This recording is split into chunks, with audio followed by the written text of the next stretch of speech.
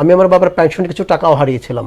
তখন যখন এই টাকাটা পুরোটাই শেষ হয়ে যায় তখন কিন্তু নিজের ভেতরে এক ধরনের অপরাধবোধ কাজ করেছে, মনে হয়েছে যে জীবন কি বৃথা, আসলে কি মানে হয়, আমার কি আসলে বেঁচে থাকাই এত বড় ক্ষতি করে ফেলেছি। আমার স্বপ্ন ছিল যদি আমি সাংবাদিক হতে পারি, আমার শুরুটা যদি সংবাদ দিয়ে হয় তাহলে আমার মনে হবে যে স্বপ্নের অর্ধেকটা পুরো হয়ে গেছে। প্রত্যেক মানুষের জীবনে আপস অ্যান্ড ডাউন থাকে, কিছু না কিছু সংকট থাকে, নিশ্চয়ই আমার জীবনে ছিল, কারো কারো হয়তো একটু বড় রকম হয়ে যায়।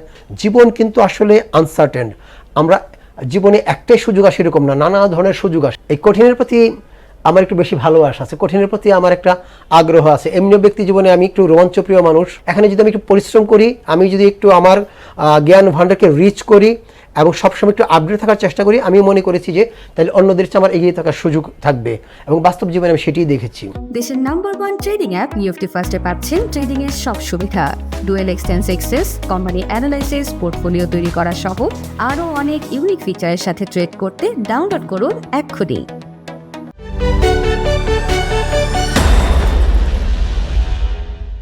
সুপ্রিয় দর্শক, আপনাদের সবাইকে স্বাগত জানাচ্ছি বাণিজ্য প্রতিদিনের বিশেষ আয়োজন সাফল্যের সিঁড়ি। আজকে আমরা অনুষ্ঠানে এমন একজন লোক হাজির করেছি, আসলে আমার সাংবাদিকতা অনেক আগে শুরু হলেও মূল সাংবাদিকতা আসলে যে প্রতিষ্ঠান দিয়ে শুরু, অর্থসূচক, দেশের প্রথম পূর্ণাঙ্গ বিজনেস অনলাইন পত্রিকা, এই পত্রিকার সম্পাদক জনাব জিয়াউর রহমান।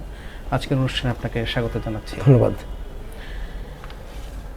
জিয়া ভাই, আসলে পড়াশোনা এসএসসি এবং এইচএসসি এই দুটি পরীক্ষাই দিয়েছেন তার গ্রামের বাড়ি ভৈরব থেকে। এরপর ঢাকা বিশ্ববিদ্যালয় থেকে পড়াশোনা করেছেন সমাজবিজ্ঞান এই বিষয়ে।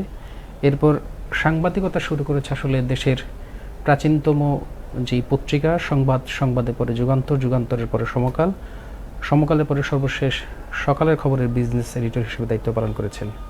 এবং এই সকালের খবর থেকেই আসলে সিদ্ধান্ত নিয়েছিলেন দেশের একটি পূর্ণাঙ্গ বিজনেস অনলাইন পত্রিকা করার। সেখান থেকেই অর্থসূচকের যাত্রা শুরু। এই শুরুর টিমে আসলে আমি ছিলাম। আজকে আমার মানে খুব ভালো লাগার একটি জায়গা যে আসলে যেখান থেকে আমি সাংবাদিকতা শুরু করেছি, আগে কয়েকটি প্রতিষ্ঠানে কাজ করলেও মূল সাংবাদিকতা আসলে অর্থসূচক থেকেই শুরু করে, এবং এর মাধ্যমে আসলে আমি গিয়াসউদ্দিন হিসেবে আসলে আজকে এই পর্যায়ে এসেছি। এই জন্য জিয়াবার প্রতি কৃতজ্ঞতা প্রকাশ করছি। জিয়াবে আসলে শুধু সাংবাদিকতাই না, এর পাশাপাশি উনি আসলে সামাজিক বিভিন্ন কাজকাম করেন। এর মধ্যে মানে ক্যাপিটাল মার্কেট সাংবাদিকদের সবচেয়ে মানে যে সংগঠনটি প্রতিষ্ঠাতা সভাপতি হিসেবে দায়িত্ব পালন করেছেন ক্যাপিটাল মার্কেট জার্নালিস্ট ফোরাম, এবং অর্থনীতি বিটের, যেটাকে আমরা অ্যাপেক্স বডি হিসেবে বলি, ইকোনমিক রিপোর্টার্স ফোরামের সাধারণ সম্পাদকের দায়িত্ব পালন করেছেন। আমি আজকের অনুষ্ঠান যে এবার শুরুতে একটু জানতে চাই যে আসলে আপনার পড়াশোনাটার যেই অবস্থাটা কোন জায়গা থেকে আপনি শুরু করেছিলেন, কোন জায়গায় শেষ করেছেন? ওকে, প্রথমে আগে আপনাকে একটু ধন্যবাদ জানাই। আসলে আমাদের টিমের সদস্যরা, অর্থসূচক পরিবার সদস্যরা বিভিন্ন গণমাধ্যমে ছড়িয়ে ছিটিয়ে আছে, দেখলে ভালো লাগে। এবং এর মধ্যে অন্যরা তো সাংবাদিকতা করছেন, আপনি সাংবাদিকতা করছেন, উদ্যোক্তাও হয়েছেন, সেটি একটি ভিন্ন মাত্রা। যাই হোক, আমার পড়াশোনা বেসিক্যালি হয়েছিল ঢাকা ইউনিভার্সিটিতে। আমি তো সমাজবিজ্ঞানে পড়েছিলাম। তো আমি এক সময় ছোটোবেলা থেকেই শিশু সংগঠন করতাম, নানা ধরনের সামাজিক সংগঠনের সাথে যুক্ত ছিলাম। সেই নিয়ে থেকে আমার সমাজের প্রতি যথেষ্ট আগ্রহ ছিল, সমাজকে দেখা, সমাজকে ভিন্নভাবে বিশ্লেষণ করা। সেই তাগিদ থেকে আমি সমাজবিজ্ঞান পড়েছিলাম। আবার একই সময়ে যেহেতু শিশু সংগঠন করতাম, চাঁদের হাট করতাম এবং অন্যান্য সংগঠন যেগুলো ছিল, তখন আমরা সাহিত্য সংস্কৃতি নিয়ে কাজ করেছি সেই শৈশবে, কৈশোরে। এবং তখন থেকে স্বপ্ন ছিল যে সাংবাদিকতা করব। কী কারণে করব? একটি হচ্ছে সাংবাদিকতা একটা স্বাধীন পেশা, এবং এখানে আমি মনে করি সরাসরি দেশ জাতির জন্য কাজ করার সুযোগ থাকে। যে অন্যান্য চাকরিজীবী যারা থাকেন বা অন্যান্য জায়গায় যারা তাদের অনেক ধরনের লিমিটেশনস থাকে, এই জায়গাটা হয়তো নাই। এক, দ্বিতীয়ত হচ্ছে কিছু মৌলিক লেখালেখির এক সময় স্বপ্ন ছিল বা লেখালেখি করতাম, যদিও সেই মৌলিক লেখালেখিগুলো ওই অর্থে এখন হয়ে উঠছে না, কিন্তু সেই জায়গা থেকেই সাংবাদিকতা। তো এই পড়াশোনাটা আমি সমাজবিজ্ঞানে পড়ার সাথে এই স্বপ্নও কাজ করেছি যখন আমি সাংবাদিকতা করব। যেহেতু সাংবাদিকতা আসলে সমাজের জন্য, মানুষের জন্য, মানুষকে তুলে ধরা, মানুষের সমস্যা, মানুষের সম্ভাবনা, মানুষের সংকট, সুতরাং আমি মনে করি যে এই সমাজবিজ্ঞানটা আমাকে সহায়তা করবে। সেই জায়গা থেকে আসলে আমি ঢাকা বিশ্ববিদ্যালয়ে সমাজবিজ্ঞানে অনার্স করেছি এবং মাস্টার্স করেছি। সাংবাদিকতার শুরুটা আসলে আপনার কেমন ছিল? সাংবাদিকতার শুরুটা ফর্মাল ইনফর্মাল এভাবে বলতে হবে। ইনফর্মালও বলা যাবে না, সেটাকে আবার ফর্মালও বলা যায়। আমার শুরু হয়েছে যখন আমি কৈশোর প্রায় শেষ করি, ভৈরবে যখন পড়াশোনা করি, তখনই আমি একটা স্থানীয় পর্যায়ে আমরা পত্রিকা বের করতাম। এবং আমি যখন ইন্টারমিডিয়েটে পড়ি তখন পর্যন্ত মফস্বলে তো আসলে অফসেট পত্রিকা, অফসেট প্রেস এগুলোর বালাই ছিল না, ঢাকা থেকে পত্রিকা ছেপে নিতে হতো। কিন্তু তখনও আমরা আমরা কয়েক বন্ধু মিলে সাপ্তাহিক পত্রিকা চালাতাম ভৈরবে, এবং সেগুলো অফসেটে ছাপা হতো। তারপর দৈনিক পত্রিকা চালিয়ে এসেছি। আর ঢাকায় শুরু হয়েছিল বেসিক্যালি দৈনিক সংবাদ দিয়ে। আমি ইউনিভার্সিটি শেষ করে যখন ভৈরবে ফিরে গিয়ে পত্রপত্রিকা করলাম, তারপর একসময় মনে হলো, এক হলো পরিবারের দিক থেকেও চাপ ছিল যে তুমি যদি করতে চাও তা একটু বড় প্ল্যাটফর্মে গিয়ে যদি করো তাহলে একটু বেশি মানুষকে সার্ভ করতে পারবে। এবং আমার নিজের কাছেও মনে হয়েছে যে আমার ভৈরবের বাইরে পুরো দেশকে যদি আমি দেখতে চাই এবং পুরো দেশকে যদি আমি তুলে ধরার মতো সুযোগ থাকে, সেটি আসলে সেন্ট্রালি ঢাকায় এসে যদি কাজ করা যায়। এবং সেই জায়গা থেকে আমি আসলে ঢাকায় ফিরে এসে সংবাদ দিয়ে শুরু করি। আমার ড্রিম ছিল, আমি যখন কৈশোরে পত্রিকা পড়া শিখি তখন কিন্তু আমি বাসায় সংবাদই পড়তাম। মানে আমার বড় ভাইও সংবাদের ভক্ত ছিল। তখন সংবাদ আর ইত্তেফাকই মূলত ডোমিনেট করতো, আর কিছু বাংলা বাণী কিছু গ্রাহক ছিল, এই ছিল পত্রিকা। কিন্তু একটু সৃজনশীল, একটু সাহিত্য নিয়ে কাজ করা, এইসব কাজগুলো সংবাদেই বেশি ছিল। এবং সংবাদের কিছু কলামের আমি ভক্ত ছিলাম, যেমন গাছপাতার সিরাজুল ইসলাম চৌধুরী, সন্তোষ গুপ্ত, প্রয়াত সন্তোষ গুপ্ত, ওনারা খুব নাম করা লোক এবং খুব ভালো ভালো কলাম লিখতেন। সেই কলামগুলোর আমি ভক্ত ছিলাম। সৈয়দ শামসুল হক ওখানে সাহিত্য পাতায় অনেক কিছু লিখতেন। তো সব কিছু মিলিয়ে সংবাদের প্রতি একটা ভালো লাগা ছিল। এবং আমার স্বপ্ন ছিল যদি আমি সাংবাদিক হতে পারি, আমার শুরুটা যদি সংবাদ দিয়ে হয়, তাহলে আমার মনে হবে যে স্বপ্নের অর্ধেকটা পুরো হয়ে গেছে। তো ভাগ্য ভালো, আল্লাহ সহায় হয়েছিলেন যে আমি সংবাদ দিয়ে শুরু করতে পেরেছিলাম। আসলে সাংবাদিকতা আসলে অনেকগুলো খাত, এর মধ্যে ধরেন বিজনেস জার্নালিজমটা তো একটু কঠিন জায়গা। এই যে বিজনেস জার্নালিজম আসার পেছনের কারণটা কি, কিভাবে এখানে এই যে আপনি বলেন কঠিন, এই কঠিনের প্রতি আমার একটু বেশি ভালোবাসা আছে, কঠিনের প্রতি আমার একটা আগ্রহ আছে। এমনি ব্যক্তি জীবনে আমি একটু রোমাঞ্চপ্রিয় মানুষ, পাহাড় পর্বতে যাওয়া এসব করা। তো আমি দেখলাম দুটো বিষয়, একটা হচ্ছে যে আমরা তখনই উপলব্ধি করতাম যে অর্থনীতি হচ্ছে একটি জাতি না, শুধু বিশ্ব ব্যবস্থার একটা মূল চাবিকাঠি।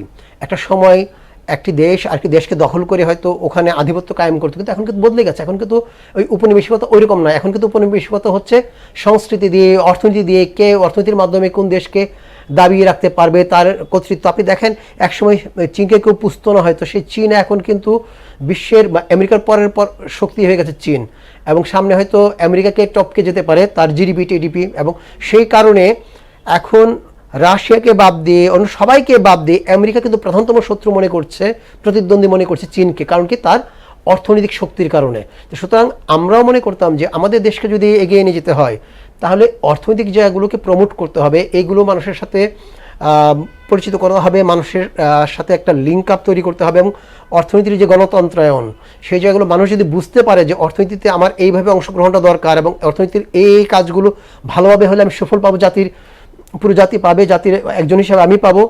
আবার যদি অর্থনীতি খারাপ হয়, অর্থনীতিতে মিসম্যানেজমেন্ট থাকে, অনিয়ম হয়, দুর্নীতি হয়, যেটি আমরা গত 15 বছর দেখেছি। এই যে অনিয়ম দুর্নীতিগুলো হয়েছিল সেই কারণেই কিন্তু আমাদের অর্থনীতি দীর্ঘদিন সাফার করেছে। আমাদের ব্যাংক ব্যবস্থা শেষ হয়ে গিয়েছিল, শেয়ার বাজার শেষ হয়ে গিয়েছে, এবং মাঝখানে আপনি জানেন যে ডলার চিকিৎসা করতে মানুষ যাবে, ডলার পাওয়া যেত না। এই যে মিসম্যানেজমেন্ট, দুর্নীতি, অনিয়ম, তো সেই জায়গাগুলো আমাদের তখনই কাজ করতো যখন আমি শুরু করি যে অর্থনৈতিক জায়গাগুলো সম্পর্কে যদি মানুষকে সচেতন করা না যায়, অর্থনীতি যদি স্বচ্ছতা জবাব দিতে না আসে এবং অর্থনীতিকে যদি আসলে প্রমোট করা না যায়, অর্থনৈতিকভাবে যদি উন্নত না হওয়া যায়, তাহলে আমাদেরকে কেউ আসলে ওইভাবে গুরুত্ব দেবে না এবং জাতি হিসেবে আমরা দিন কেবল পিছিয়ে পড়বো। এবং আপনি দেখেন মালয়েশিয়ার আমাদের সাথে কী ডিফারেন্স। মালয়েশিয়ার সাবেক প্রধানমন্ত্রী মাহাথির মোহাম্মদ পড়াশোনা করতে বাংলাদেশে এসেছিলেন। সেই দেশ আজকে আমাদের লোকজন ওখানে গিয়ে শ্রমিক হিসেবে কাজ করে, ওদের এয়ারপোর্টে ক্লিনার হিসেবে কাজ করে, কারণ কি এরা অর্থনৈতিকভাবে উন্নত হয়ে গেছে আর আমরা অর্থনৈতিকভাবে এগোতে পারি। বিষয়টা এটাই। এবং সেই জায়গা থেকে আমি মনে করেছি যেহেতু যে এই জায়গাটা প্রমোট করা দরকার, এক। আর দ্বিতীয়ত হচ্ছে যেহেতু একটু কঠিন, অনেকে যেতে চায় না, আমার কাছে মনে হলো এটা একটা অপরচুনিটি। এখানে যদি আমি একটু পরিশ্রম করি, আমি যদি একটু আমার জ্ঞান ভাণ্ডারকে রিচ করি এবং সবসময় একটু আপডেট থাকার চেষ্টা করি, আমি মনে করেছি যে তাহলে অন্যদের চেয়ে আমার এগিয়ে থাকার সুযোগ থাকবে। এবং বাস্তব জীবনে আমি সেটাই দেখেছি। এই যে বিজনেস সাংবাদিক আসলে যারা শুরু করতে চায় তাদের জন্য কি ধরনের পরামর্শ? বিজনেস সাংবাদিকতা প্রধানতম যে কোনো সাংবাদিকতার জন্য হচ্ছে ডেডিকেশনটা লাগবেই, নিষ্ঠা লাগবে যে আমি আসলে করতে চাই, এটাকে আমি উপভোগ করছি। কিন্তু এর বাইরে যেহেতু বিজনেসের জার্নালিজমটা একটুখানি ডিফিকাল্ট, একটু টেকনিক্যাল, এখানে অনেক টার্মস আছে, অনেক ধরনের এরিয়ার সাথে যুক্ত। সুতরাং একজন সম্ভাব্য সাংবাদিক যিনি এই বিটে কাজ করতে চায়, তাকে অনেক বেশি প্রস্তুতি নিতে হবে, সবসময় পড়াশোনা করতে হবে, প্রতি মুহূর্তে ডাইমেনশন চেঞ্জ হচ্ছে। রাজনীতিতে কিন্তু অত বেশি ডাইমেনশন চেঞ্জ হয় না, এবং আপনি দেখবেন যে রাজনীতিতে অনেক রিপোর্ট হয় যে তিনি বলেছেন, তিনি আরও বলেছেন, তোমার গোপন সূত্রে জানা গেছে, ওই জায়গায় একটা মিটিং হয়েছে।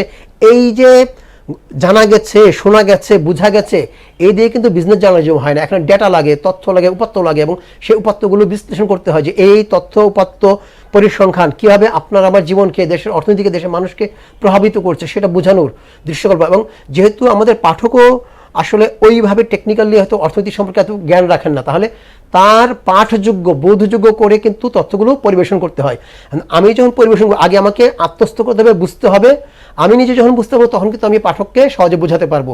সুতরাং কেউ যদি আসলে এই বইটি ভালো করতে চান বা এই বইটি আসতে চান, তাহলে তাকে কিছু প্রস্তুতি নিতে হবে। প্রথম কথা হচ্ছে যে সাংবাদিকতার যে কৌতূহলের জায়গাটুকু, যে কেন কীভাবে হলো সেটা প্রতি আগ্রহ থাকতে হবে, সময়ানুবর্তী হতে হবে, পরিশ্রমী হতে হবে, সততার জায়গা ঠিক রাখতে হবে, পাশাপাশি সব সময় পড়াশোনা করে আপডেট থাকতে হবে।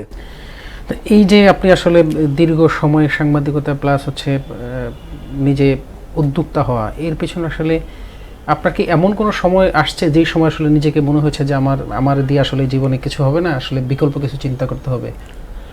না, ঠিক এই জায়গা থেকে না। আমি উদ্যোক্তা হয়েছি অনেকটা ভালোবেসে, জেনে শুনে, বুঝেই। প্রথম কথা হচ্ছে যে আমি যেহেতু শেয়ার বাজার বিট করতাম, মূলত অন্যান্য বিটেও কাজ করেছি, তো মূল জায়গাটা ছিল শেয়ার বাজার বিট।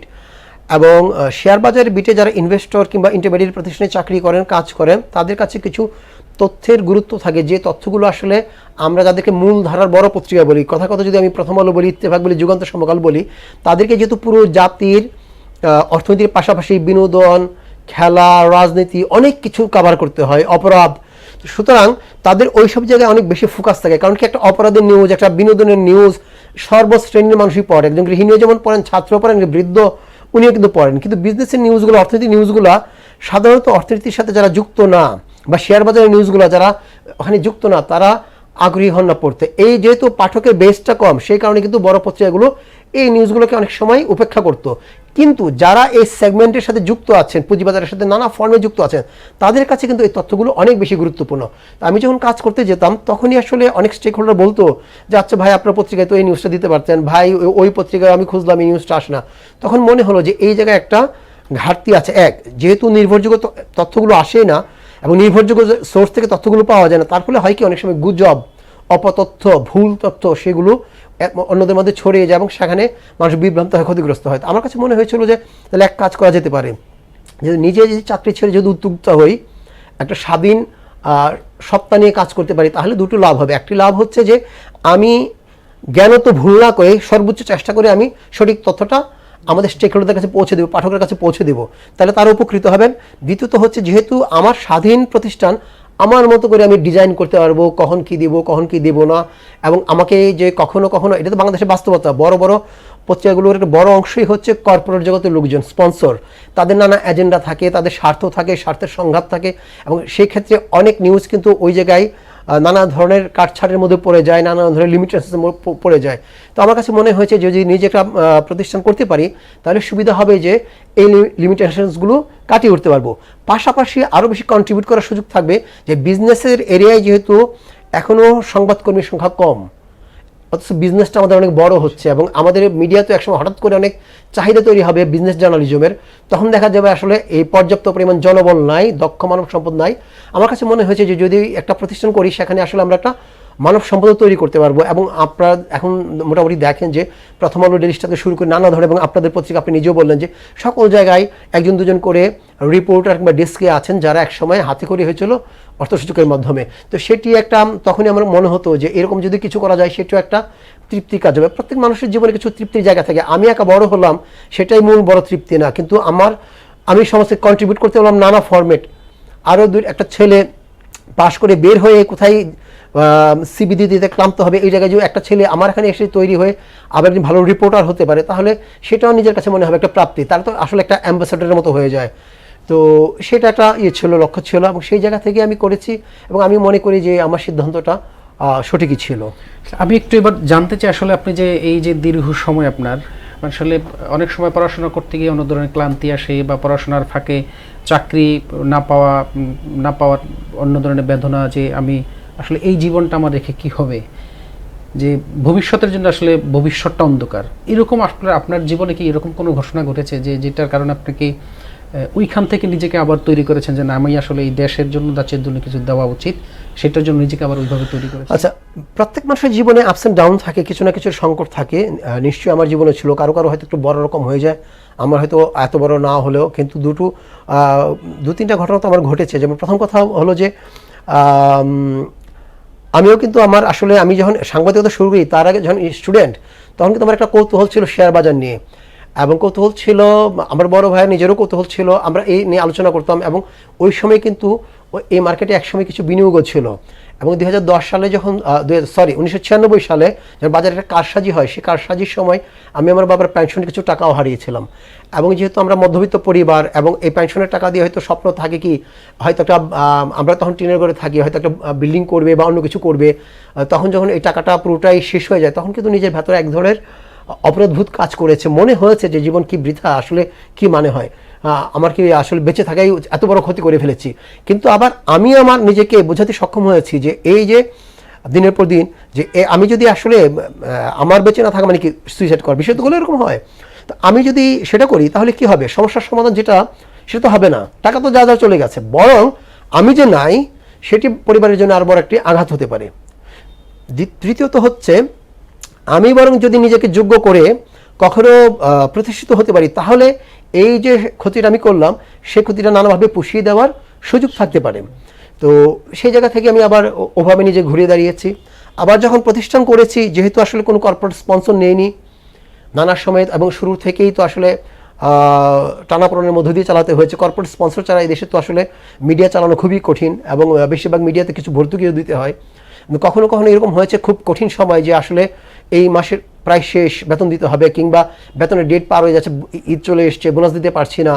তখন কিন্তু রাতের পর রাত মনে হয়েছে যে আমি কি ভুল করলাম, আসলে আমি কি করব, আমার এক্সিটের রাস্তা কি, এক্সিটের রাস্তা মানে কি আমি একটা মুখ রক্ষার ব্যাপার কি, আমি আমার কলিগদের বেতন দিতে পারবো না, আমি যদি রিপোর্টার থাকতাম, আমি যখন ঢাকা শহর চাকরি করতাম, আমি যদি সময় মতো বেতন না পেতাম তাহলে আমার কি হতো, এরকম কখনো কখনো মনে হয়েছে। কিন্তু আবার সেই জায়গা থেকে নিজেকে আমি নিজে করেছি যে না, পিছু হটা যাবে না, জীবন এরকমই, জীবন কখনো ফুল বিছানো পথ না, বন্ধুর পথ। এখানে অনেক পরিশ্রম করতে হবে, অনেক আঘাত আসবে, সেগুলো সয়ে যেতে পারবে, সেই সফল হবে।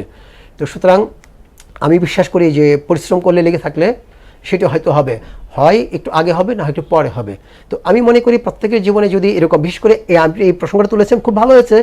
সম্প্রতি এই এসএসসি পরীক্ষা গেল, আমরা ফলাফল খুব বেশি ভালো হয়নি, পাশের হার কম ছিল, এবং পত্রপত্রিকায় শুনেছি এক দুইটা বিচ্ছিন্ন ঘটনা ঘটেছে যে কেউ কেউ আত্মহত্যা করেছে পরীক্ষা খারাপ হয়েছে বলে। অনেকেই হয়তো আত্মহত্যা করেনি, কে ডিমোরালাইজড হয়ে আছে, তার জীবন বোধহয় অর্থহীন। কিংবা এখন এইচএসসি পরীক্ষা যাচ্ছে, আগামী দিনে এইচএসসির পরীক্ষা অনেক কঠিন হচ্ছে, যদি ফলাফল ভালো না হয় তাহলে হয়তো অনেকে ভাবতে পারে। আমি তাদের সবাইকেই বলবো, জীবন কিন্তু আসলে আনসার্টেন। আমরা জীবনে একটাই সুযোগ আসে এরকম না, নানা ধরনের সুযোগ আসে।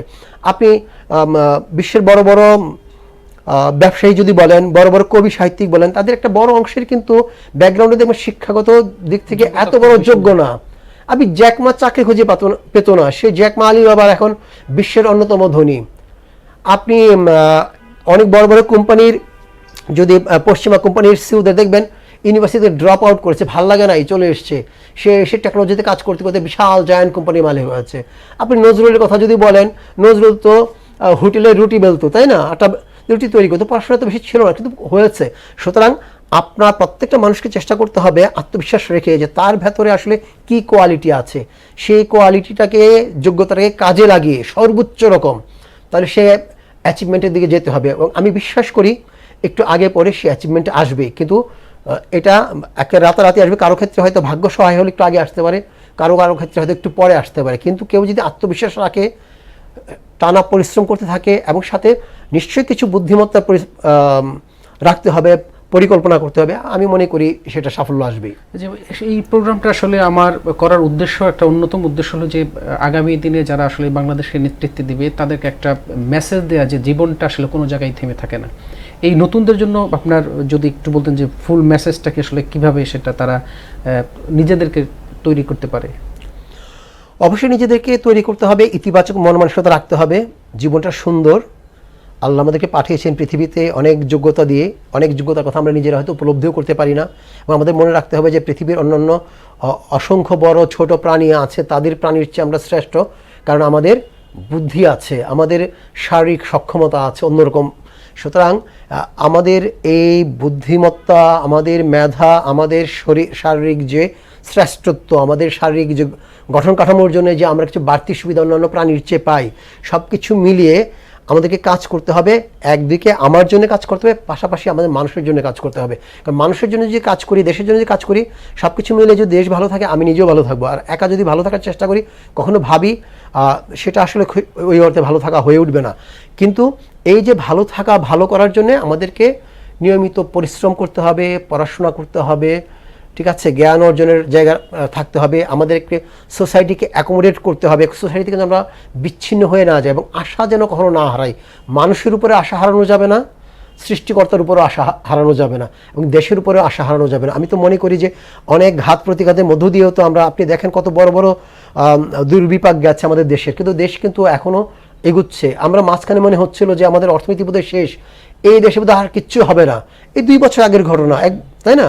সেই জায়গায় এখন আবার রিজার্ভ একটা সন্তোষজনক জায়গায় এসছে, আবার ডলারের অ্যাভেলেবল হয়ে গেছে, সকল কিছু মিলে। সুতরাং সেই জায়গাগুলো যদি আমরা সবাই মিলে চেষ্টা করি, সেটা করতে হবে, নিজেকে যোগ্য করে তৈরি করতে হবে, পরিবারের প্রতি, সমাজের প্রতি আমাদের দায়িত্ব যা আছে সেটা পালন করতে হবে, এবং সবাই মিলে ভালো থাকার চেষ্টা করতে হবে। আমাদের কিছু জায়গায় কিছু মিসগাইড আমরা বিভিন্ন সময় হয়েছে, নেতৃত্বের অভাবেই হয়েছে। আমরা অতীতে দেখেছি যে আমাদের উপরের যারা আছেন তারাও আসলে তরুণদেরকে স্বপ্ন দেখাতে পারেননি, গাইড করতে পারেননি, এবং আমরা দেখেছি অনিয়ম দুর্নীতি করে ভোগবাদিতার মাধ্যমে কে কত বড় হতে পারে এরকম একটি চর্চা বিশেষ করে গত 15 বছরের বেশি মাত্রা হয়ে গেছে। একটি দীর্ঘমেয়াদী প্রভাব কিন্তু আমাদের পড়েছে সোসাইটির মধ্যে, যারা তরুণ, যারা দেখেছে, এবং এদেরকে আসলে এই জায়গাতে বের করে আনতে হবে। আজকে দেখেন যারা অনিয়ম দুর্নীতি করেছিল তাদের একটি অংশ কিন্তু নিজের দেশে থাকতে পারছে না, এমন লোকও আছে যে মা হয়তো মারা গেছে, বাবা হয়তো অসুস্থ, এসে দেখতে পারছে না। তো আমাদের মনে করতে হবে যে আমরা যেন সবাইকে নিয়ে ভালো থাকতে পারি, এক। আর দ্বিতীয়ত হচ্ছে সম্প্রতি ভিসা টিসা নিয়ে কিছু ইস্যুজ নিয়ে সমস্যা হচ্ছে। বিভিন্ন দেশ কিন্তু, মিশরের মতো দেশ যার মূল ইনকামই হচ্ছে ট্যুরিজম, সে বাংলাদেশের জন্য ভিসা বন্ধ করে দিয়েছে। ভিয়েতনামের মতো দেশ বাংলাদেশকে ভিসা দেওয়া বন্ধ করে দিয়েছে। অসংখ্য দেশে বাংলাদেশের মানুষ ভিসা পাচ্ছে না, কারণ কি আমরা অনেক সময় জালিয়াতি করছি, আমরা নকল কাগজপত্র দিচ্ছি, ধরা পড়ছি। আমরা একবারও চিন্তা করছি না, বা ইউরোপের একটি দেশে গিয়ে থেকে যাচ্ছি, অন্য দেশে পালিয়ে যাচ্ছি, আমরা একবারও চিন্তা করছি না যে আজকে আমি হয়তো বেঁচে গেলাম, কিন্তু আমার তো এই দেশে ভাই, বন্ধু, আমার অন্যান্য আত্মীয় স্বজন রয়ে গেছে। আমার কারণে যদি দেশের ভাবমূর্তি নষ্ট হয়, বাইরে যদি এই সুযোগগুলো বন্ধ হয়ে যায়, তাহলে তারা কিন্তু একসময় যেতে পারবে না। আমি বলছি যে সামগ্রিকভাবে চিন্তা করার যে মানসিকতা, এটি যেন যারা নেতৃত্বে আসবেন তারা যেন নিজেরা চিন্তা করেন, এবং তারা যেন অন্যদেরকে উদ্বুদ্ধ করেন যে ভাই, তুমি একা ভালো থাকা মানে কিন্তু ভালো থাকা না, দেশ যাতে ভালো থাকে, সবাই মিলে যদি ভালো থাকতে পারি, তোমাকে সবসময় বিবেচনা করতে হবে। আমি আজকে কোনো দিন পার করলাম, কিন্তু আমার যে উত্তরসূরি থাকবে, আমার সন্তান থাকবে, এই সন্তানের আরও সন্তান হবে, তারা কোথায় থাকবে, তারা কীভাবে থাকবে? সুতরাং দেশ বিদেশে বাইরে যখন যাব, সেই জায়গায় আমাকে যেন সেরকম আচরণ করি। দেশের ভেতরে আমি নদী দখল করব, আমি ব্যাংক দখল করব, আমি কি লুট করব, সেইগুলোর যে কুফলটা পুরো জাতির উপর আসবে, সেগুলো যে আমার পরিবারও এর থেকে কুফল থেকে মুক্ত থাকবে না, সেগুলো যেন উপলব্ধি করতে পারি, সেটা আমাদেরকে সবাইকে উপলব্ধি করাতে হবে, উদ্বুদ্ধ করতে হবে, আমি মনে করি। তাইলে এই নেতৃত্ব নিজেরা সফল হবে এবং দেশ সফল হবে। যে আপনার মূল্যবান সময় থেকে আমাদেরকে এই সময় দেওয়ার জন্য আন্তরিক ধন্যবাদ জানাচ্ছি। ধন্যবাদ। সুপ্রিয় দর্শক, আমরা এতক্ষণ দেখছিলাম বাণিজ্য প্রতিদিনের বিশেষ আয়োজন সাফল্যের সিঁড়ি। আসলে এই অনুষ্ঠানটি আমরা আয়োজন করেছি এই জন্য যে আগামীতে যারা বিভিন্ন জায়গায় দায়িত্ব পালন করবেন, যে বিশেষ করে যারা পড়াশোনায় করে মনে করছেন যে একটি ভালো রেজাল্ট করতে না পারলে এখানেই তার জীবনটা থেমে যাবে, জীবনটা সেরকম না, এমন একজন স্বপ্নবাজ মানুষকে আপনাদের সামনে আজকে হাজির করেছিলাম, যিনি আসলে যার হাত দিয়ে বাংলাদেশের এই সাংবাদিকতার, বিজনেস জার্নালিজমের অনেক সাংবাদিক তৈরি হয়েছে, যারা বিভিন্ন জায়গায় দায়িত্ব পালন করছে। আমি আজকে আবারও বিশেষভাবে জিয়াবার প্রতি কৃতজ্ঞতা জানাচ্ছি যে আমাকে আসলে ওনার প্রতিষ্ঠানে কাজ করার সুযোগ করে দিয়ে আমাকে আজকে গিয়াসউদ্দিন হিসেবে তৈরি করার সুযোগ করে দিয়েছেন, সেজন্য আবারও কৃতজ্ঞতা প্রকাশ করছি। আগামীতে অন্য কোনো অতিথি নিয়ে আপনাদের সামনে আবারও হাজির হব। সেই পর্যন্ত আপনারা ভালো থাকবেন, সুস্থ থাকবেন। আল্লাহ হাফেজ।